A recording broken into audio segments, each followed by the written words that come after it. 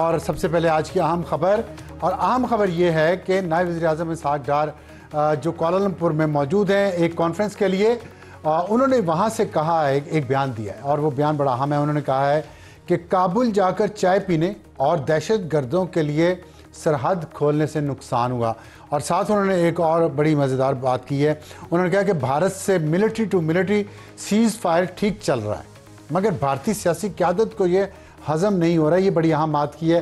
اس سے لگ رہا ہے کہ انڈیا کے اندر سیاسی اور جو فوجی قیادت ہے اس میں پاکستان کے ساتھ جنگ کے بارے میں ابہام پایا جاتا ہے، لیکن اگر ابہام نہیں پایا جاتا وہ اس بات پر ہے کہ انڈیا فل تھروٹل بلوچستان میں دہشت گردی کر رہا ہے، خیبر پختونخوا میں دہشت گردی کر رہا ہے۔ ہماری آج کی اہم خبر یہ ہے، اور ایک افسوسناک واقعہ جو ہوا ہے کل، جس میں 9 پنجابیوں کو بلوچستان میں مار دیا گیا ہے، اس پہ بھی ہم بات کریں گے، لیکن میں اپنے پروگرام کا تعارف کروا دوں۔ Top story, P T I بھی موروثی سیاست کے راستے پر، اور ہمیں جوائن کریں گے علی محمد خان صاحب، ممبر نیشنل اسمبلی، رکن کور کمیٹی اور پولیٹیکل کمیٹی پاکستان تحریک انصاف۔ اس وقت جب کہ تحریک چلانے جا رہی ہے پاکستان تحریک انصاف، اس وقت یہ خبر آ رہی ہے کہ عمران خان کے صاحبزادے قاسم اور سلمان دونوں لندن سے پہلے امریکہ جائیں گے اور وہاں سے وہ پاکستان آئیں گے اور تحریک کی قیادت کریں گے۔ یہ بات کی ہے ان کی پھپھو جان علیمہ خان صاحبہ نے، اور اس پہ بات کریں گے۔ اور تحریک پی ٹی آئی چلانا چاہ رہی ہے تو کیا اڈالہ جیل سے جا کے وہ کس طرح خان صاحب کو چھڑوائیں گے یا عدالتی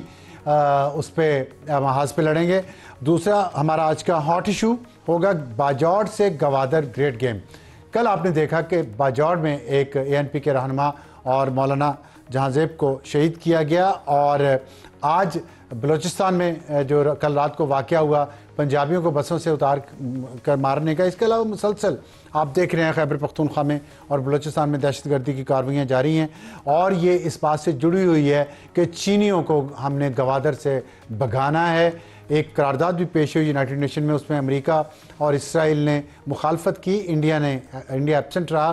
وہ پاکستان نے قرارداد افغانستان کے حوالے سے اور ٹیرر ایکٹیویٹیز کے حوالے سے پیش کی تھی، تو اس پہ بات کریں گے۔ اور ایڈیٹوریل ہمارا آج کا پاکستان دہشت گردی روکنے میں ناکام کیوں؟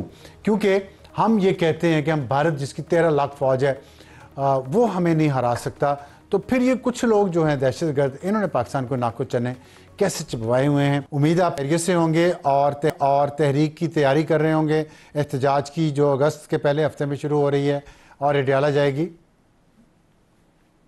یہ بالکل چلیں اچھا، اس میں ایک چیز جو بہت زیادہ ظاہر ہمارا آج کے موضوع بھی وہی ہے ٹاپ سٹوری کا، یہ پوچھا جا رہا ہے کہ پی ٹی آئی نے ہمیشہ مخالفت کی، Pakistan Peoples Party, Pakistan Muslim League نون، A N P, J U I, تمام جماعتوں کی، کہ یہ موروثی سیاست پہ چلتے ہیں۔ اب علیمہ خان صاحبہ نے کہا کہ سلمان اور قاسم پاکستان آئیں گے اور تحریک میں حصہ لیں گے، تحریک میں، تو اس سے ہم کیا سمجھیں کہ پاکستان کی یہاں پہ جو آپ لوگوں نے وہ موروثی سیاست والی بات ہے اسے یوٹرن لے لیا؟ بہت شکریہ سر صاحب۔ بسم اللہ الرحمن الرحیم، اللہم صلی علی محمد وعلی آلہ وصحبہ وسلم۔ سب سے پہلے تو صرف آدھا منٹ اس بات پہ کہ جو کل مولانا خانزیب صاحب، آپ نے جانزیب لفظ اس کے، خانزیب صاحب کل شہید ہوئے ہیں باجوڑ میں۔ معافی چاہتا ہوں مولانا خانزیب صاحب۔ ہاں جی، ان کی اللہ مغفرت فرمائے، اور بہت بڑے افسر صاحب، اگر آپ ان کو سنیں، اب تو ان کا بہت سا مٹیریل سوشل میڈیا پہ آ گیا ہے، بہت بڑے امن کے پیامبر تھے، امن کی بات کرنے والے، اور وہ بھی عالم دین ہوتے ہوئے بڑا اثر ہوتا ہے ان چیزوں کا۔ بالکل، تو ان کی شہادت بہت بڑا المیہ ہے۔ کل بہت سوگ کا فضا تھی باجوڑ میں، اور پوری جو ٹرائبل بیلٹ ہے اس میں امن کے لیے لوگ نکل رہے ہیں۔ اور اس کے ساتھ آپ نے اچھا کیا، ذکر کیا جو بلوچستان میں شہادتیں ہوئی ہیں 9 پاکستانیوں کی۔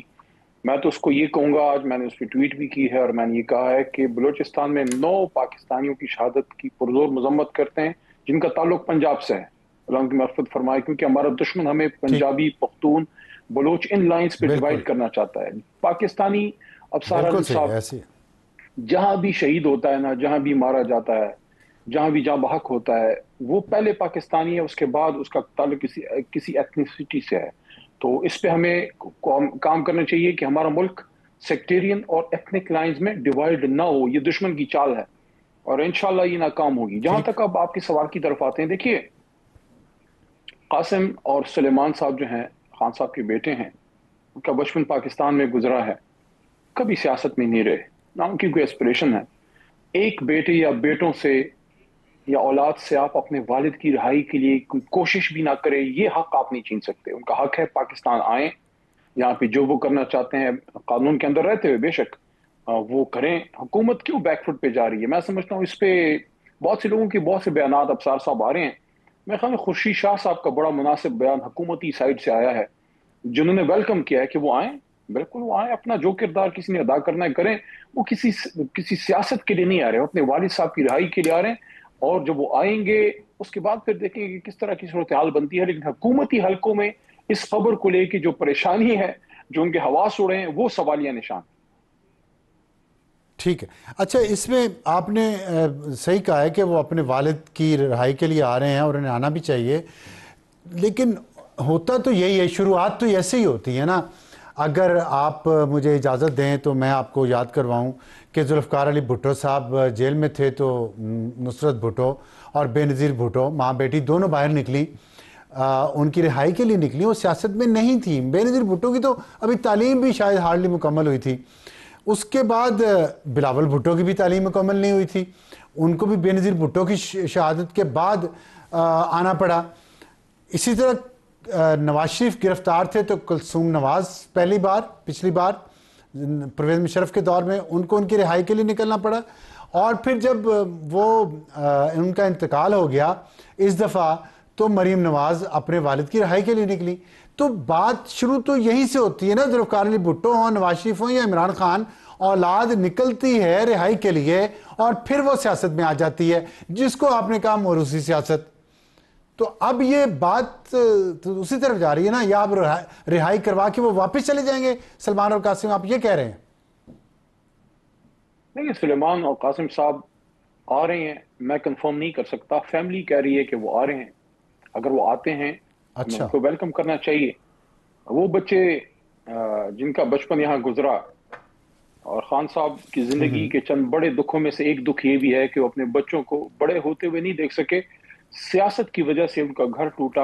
ان لوگوں نے اس خاتون کو ٹارگٹ کیا جو اپنا مذہب چھوڑ کے مسلمان ہو کے اس ملک میں آئی، ایک طرح سے اس ملک کی بہو بنی، اور ان سیاستدانوں نے اس کے ساتھ کیا کیا، اس کو یہودی ایجنٹ تک ڈکلیئر کیا۔ بلکہ ابصار صاحب آپ ان چیزوں پہ بڑی بات کرتے ہیں، میں اس پہ میں شکر ادا کرتا ہوں کہ بہت حد تک ہم پورے پاکستانی ایک نقطے پہ ایک ہیں کہ فلسطین کے معاملے پہ ہم سب کا ایک موقف ہے۔